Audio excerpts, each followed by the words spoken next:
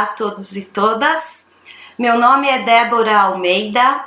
Este é o programa Passando a Letra, aqui na nossa rádio e TV Lula na Veia. Te convido a ficar comigo os próximos 30 minutos. Nós estamos falando nos últimos dias sobre as questões de crimes raciais, sobre a agenda da década da afrodescendência, sobre também a diáspora africana, e hoje eu quero falar com vocês sobre o SOAD. Não sei a pronúncia ainda correta. Acho que com o passar aí dos próximos meses e os debates que vierem, a gente aprende direitinho. Era o ano de 2003, na reunião da União Africana, que o potencial da diáspora africana tomou um formato de consideração especial. Ser a representatividade da sexta região do continente africano.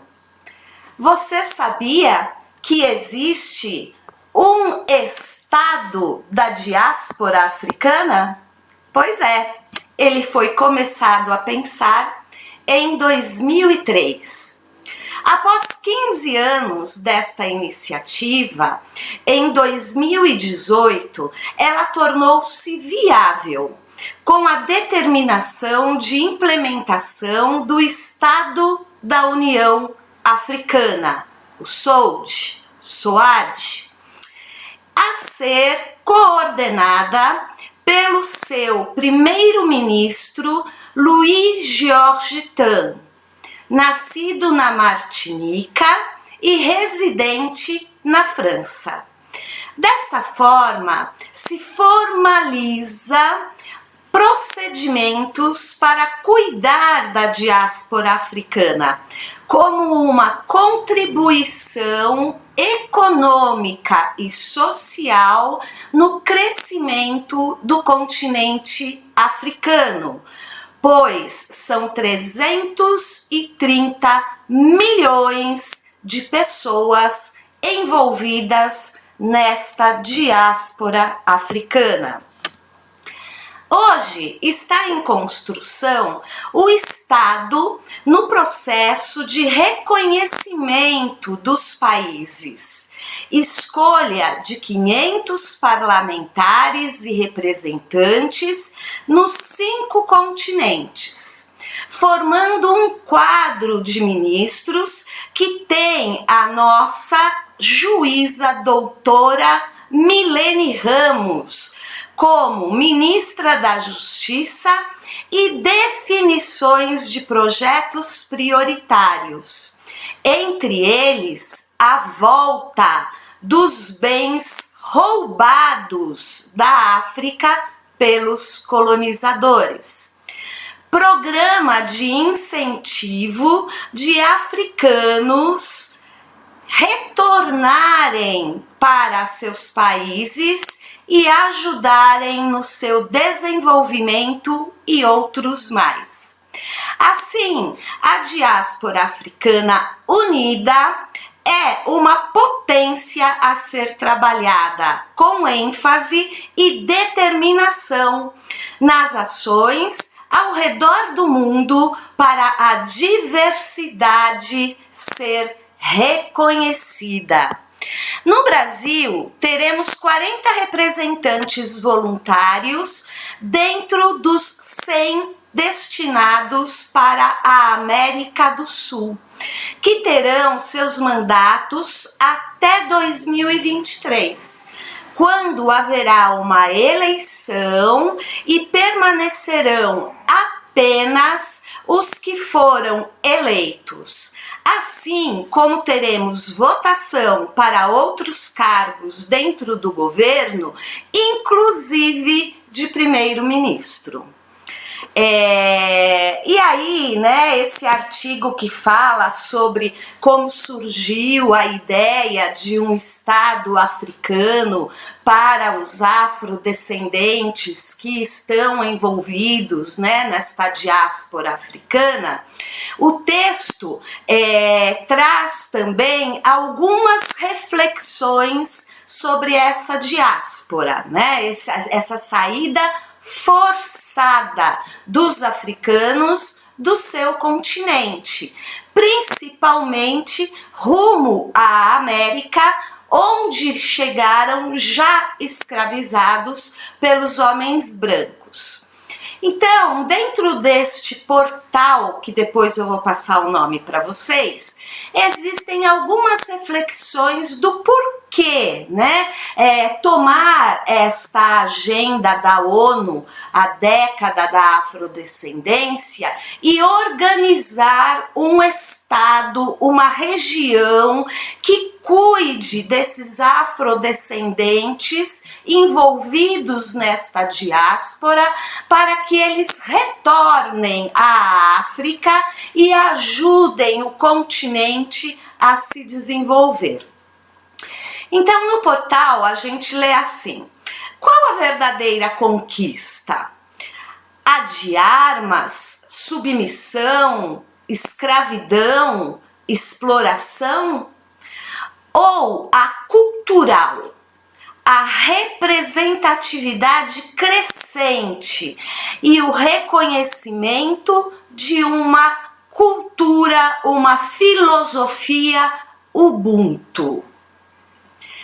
Dentro de uma matrix estruturada para subjugação, violência, desigualdade, somos cada vez mais resistentes e representativos e articuladores de soluções para o convívio pacífico na medida do possível, quando não somos envolvidos e cativados por interesses escusos, como aguerrear, desunirmos-nos para nos enfraquecer e o poder ser mantido na estrutura de poucos egoicamente no poder. Nesta matrix, temos o continente africano, que participa de várias formas para a construção do mundo antes do colonialismo e pós-colonialismo. A verdadeira história está no início de ser estabelecida em todo o mundo. Ou seja, as pessoas deixaram de aceitar uma educação eurocêntrica. O que é uma educação eurocêntrica? É aquela educação que, por exemplo, nós brasileiros recebemos, tendo, né, na época do colonialismo e pós-colonialismo também, a Europa, o elemento branco, né, como centro do mundo, né, como centro da civilização, como se não houvesse civilização além da Europa, né? Então, retomando aqui, está, né, ao ponto de ser estabelecida, ou seja, as pessoas deixaram de aceitar uma educação eurocêntrica e migrarem do senso comum para a história do senso crítico, né? Então, o site convida, né, o portal africano aí da diáspora, convida a todos para saírem, né, daquele senso comum de repetir o que aprenderam durante esta educação eurocêntrica, para passarem a serem críticos sobre a realidade e ajudarem na construção deste novo país, desta nova zona africana que quer, né, trazer para si para trazer de volta para a África aqueles que foram forçados a saírem.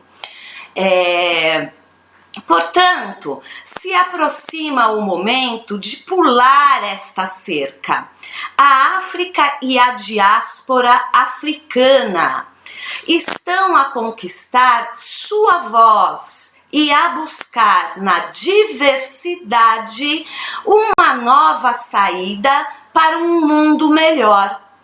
Uma das lutas mais pertinentes no momento é a de desestruturar os conceitos de raça, incutidos durante séculos com o objetivo de um domínio devassador em busca da manutenção de um poder ditatorial. Então, existe aí esta ideia de criação deste país e vem com a ajuda de uma moeda própria africana para ajudar aqueles que se declararem afrodescendentes, e eu te convido a se informar mais sobre isso, porque esta questão é muito importante para todos os afrodescendentes. Vem aí uma ajuda da África para que todos os afrodescendentes, não só na América, mas em todo o mundo, que foram obrigados a participar desta diáspora, alcancem, se já não o têm, um desenvolvimento econômico também. E se quiserem, retornem, que retornem para a África para resgatarem suas raízes, Olha que bacana! Vamos trazer aí nos próximos dias mais algumas informações sobre este novo estado africano que a gente vê aí então nascer a partir, desta ideia maravilhosa, fora da caixinha, uma coisa que nunca ninguém pensou em fazer, é uma experiência única no nosso planeta, e eu desejo a todos os africanos muito sucesso nessa empreitada. Mas vamos falar hoje, eu gostaria, de junto destas nossas discussões sobre os crimes raciais, sobre a agenda da ONU, sobre a década da afrodescendência, começar a debater com vocês algo que vai acontecer muito em breve, que é o dia 7 de setembro. Se você é progressista, você já recebeu o convite para ir para as ruas no dia 7.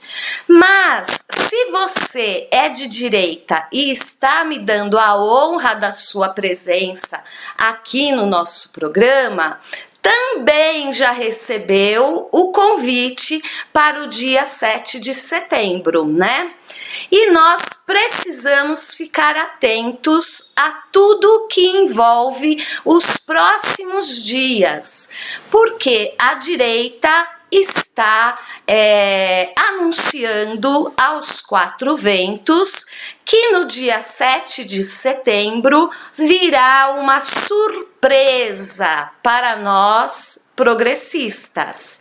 Nós podemos imaginar, a surpresa. Agora, se esta surpresa que estão prometendo, que muito provavelmente tem a ver com o Congresso Nacional, com o STF, se ela vai ou não acontecer, depende muito do desenrolar dos fatos políticos dos próximos dias. E é importante que nós fiquemos atentos a tudo que está acontecendo, para que não sejamos pegos de surpresa. Eu gostaria de começar esta discussão com vocês falando sobre um artigo que eu li um pouco antes de me sentar aqui para falar com vocês, né? Eu já falei para vocês que a cabeça e o coração dos progressistas não tem sossego, né? A gente tá sempre numa montanha russa de emoções e hoje não foi diferente. Nós tivemos logo cedo, né, a CPI da pandemia, onde um suposto presidente de um suposto banco foi dar seu depoimento à CPI e tudo o que ele conseguiu demonstrar é que muito provavelmente a Precisa Medicamentos, aquela que ia comprar a Covaxin para nós, estava se pautando na referência de um banco que nem banco é. E é um banco formado por brasileiros, né? Então, olha, aí você tá lá tentando entender qual é a jogada, né, por trás de toda aquela farsa, porque tudo que se falava dava de entender que esse banco não existe, né? Aí você é pego de surpresa com a seguinte notícia, presta atenção. STJ, ou seja, né, o Supremo Tribunal de Justiça, suspende análise de nova denúncia do Ministério Público contra Flávio Bolsonaro e Queiroz. Então você tá de um lado, né, conseguindo desmascarar toda uma farsa, um esquema de corrupção que vinha caminhando em cima da compra de vacinas e de suprimentos para o tratamento, para a prevenção da doença. E aí você dá, né, uma respirada e fala, poxa, as instituições estão se movimentando e voltando a fazer com que a gente acredite nelas novamente. Aí, de repente, você é tomado por essa notícia, né? O Superior Tribunal de Justiça suspendeu a análise da nova denúncia oferecida pelo Ministério Público do Rio de Janeiro contra o senador Flávio Bolsonaro, patriota do Rio de Janeiro, e Fabrício Queiroz, no esquema da rachadinha da Alerj, segundo advogados das partes envolvidas. Quando você lê, né, esta manchete, o que te vem na cabeça? Alguém ainda tem dúvidas de que a rachadinha é um crime?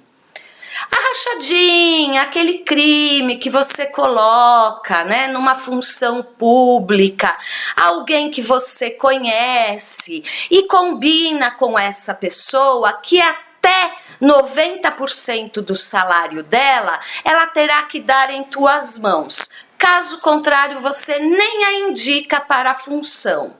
Mas tem a recompensa do outro lado também, né? A pessoa às vezes não precisa nem nunca pisar na Assembleia ou na Câmara ou no Congresso, seja lá onde for, que vai receber aqueles 10% livrinho do seu salário no seu bolso. Acho que todo mundo já entendeu o que é este crime, né? E acho que só bolsonarista fanático duvida que Flávio tenha envolvimento com este crime.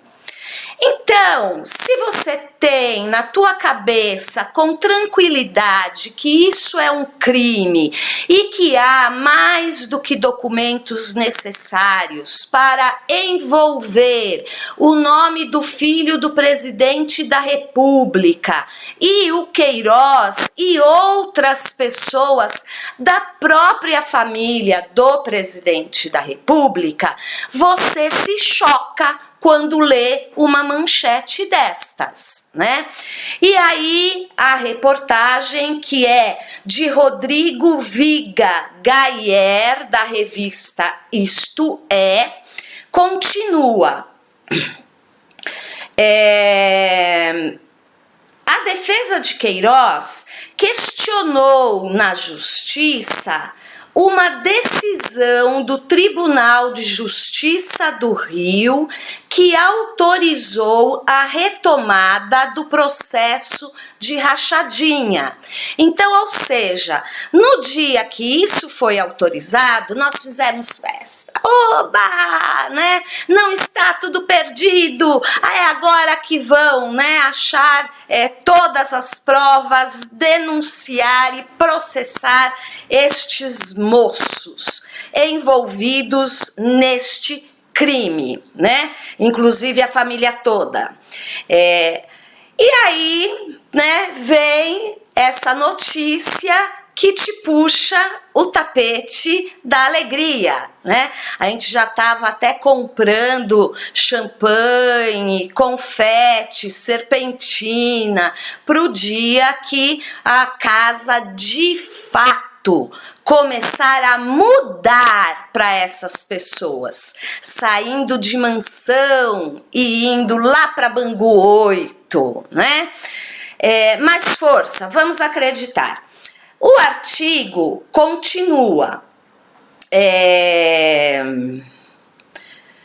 Depois disso, o Ministério Público apresentou uma outra denúncia ao Tribunal da Justiça do Rio, mas a defesa de Queiroz alegou que essa retomada do caso ia contra a decisão da quinta turma, que anulou as quebras de sigilos bancário e fiscal. A alegação foi que provas irregulares foram mantidas na peça. O que você acha disso? Como está agora, nesse exato momento, nossa credibilidade nas instituições democráticas do Brasil? É uma vergonha esse país, né? Assim, eu já tive tanto orgulho do nosso país, tanto, e ultimamente a gente só ouve notícias que tiram de nós a alegria de ser brasileiro, de ser um cidadão brasileiro. Eu acho que o nosso povo é muito passivo, né? Fica recebendo só essas notícias ruins e não se manifesta. Onde já se viu, né, a gente perder tantos direitos trabalhistas, previdenciários e ainda continuarmos sentadinhos em casa esperando que um herói sentado num cavalo branco venha nos salvar. Gente, isso não existe, isso é complexo de Cinderela. Nós precisamos acordar para a nossa realidade, né?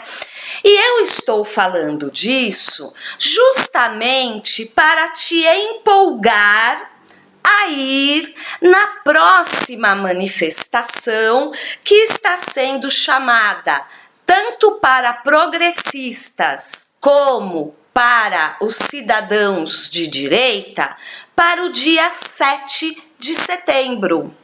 E aí, Como vão ser os debates daqui até o dia 7? Já tem autoridade com medo deste confronto de direita e esquerda nas ruas no dia 7 de setembro.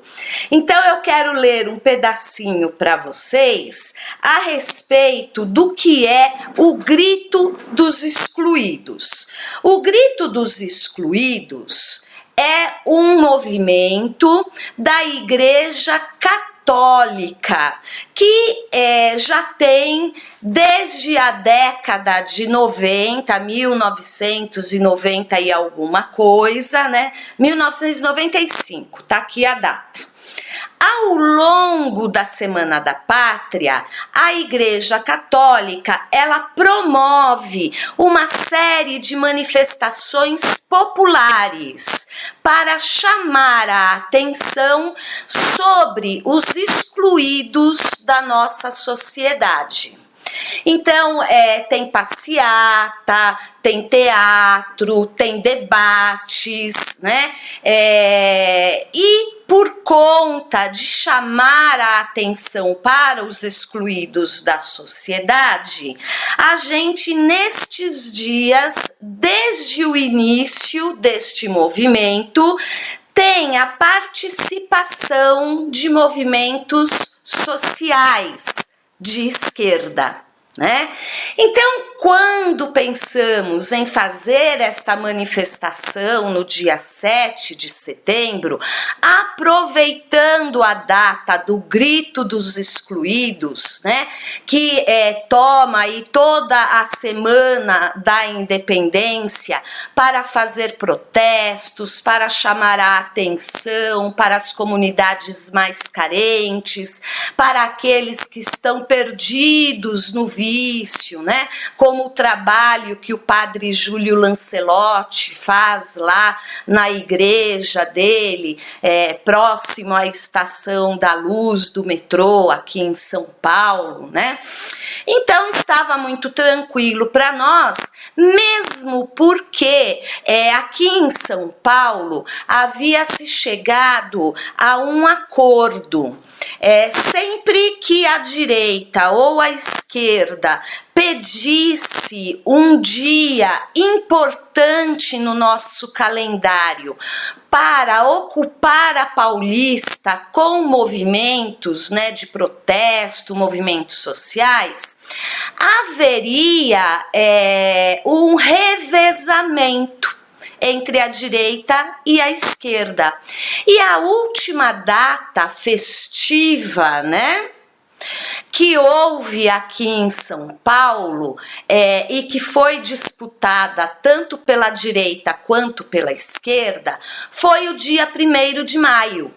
Então, no dia 1º de maio, que foi o dia do trabalhador e não o dia do trabalho, a direita tomou a Paulista e fez lá os seus movimentos pró-Bolsonaro. Então, desta vez, 7 de setembro, somando a questão do Grito dos Excluídos e o fato deste combinado alternando, né, às vezes da direita e da esquerda, utilizarem a Avenida Paulista, a esquerda estava tranquila, achando que nós iríamos, né, nos reunir na Paulista, fazer os nossos protestos, participar do movimento, né, do Grito dos Excluídos, e os bolsonaristas iriam arrumar um outro lugar para se manifestarem. Qual não foi ou qual não está sendo a surpresa de nós, progressistas, ao descobrirmos que o governo de São Paulo está defendendo que os bolsonaristas utilizem a Avenida Paulista no dia 7 de setembro? Então, né, procurando notícias mais atuais a esse respeito, eu encontrei aqui uma matéria que fala a respeito do risco de embates entre esquerdistas e bolsonaristas pelas ruas de São Paulo e talvez também em outras localidades do Brasil, por conta deste arranjo, por conta deste combinado não estar sendo cumprido por São Paulo. Então, se você quiser ler a matéria toda, você pode procurar na Veja Abril, no blog Maquiavel, o artigo que eu vou ler aqui um pedacinho para vocês e que foi escrito por Camila Nascimento.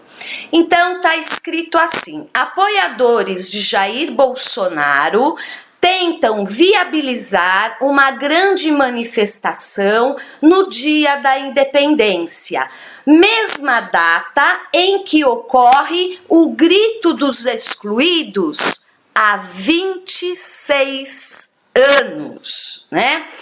E aí ele conta, né, essa história para nós, de que os movimentos sociais sempre participaram do Grito do Excluído, que havia esse arranjo de alternância na Avenida Paulista, né? Mas ele dá um destaque. Por que os bolsonaristas estão brigando tanto pela Avenida Paulista, né? Porque eles escolheram a data, o 7 de setembro, como uma espécie de segunda independência do Brasil. Dizem nas redes sociais que o povo em massa vai gritar contra o Supremo Tribunal Federal e o Congresso Nacional. Ou seja, né, mais uma vez Bolsonaro irá atacar contra as instituições democráticas do Brasil.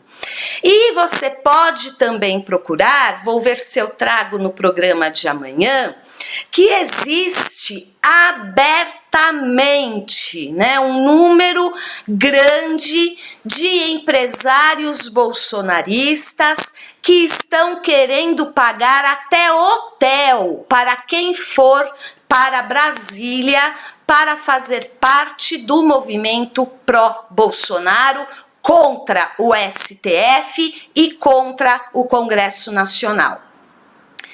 Então, no nosso país, a política está de um jeito que é difícil até para quem acompanha dia a dia os fatos, entender o que vai acontecer até 7 de setembro.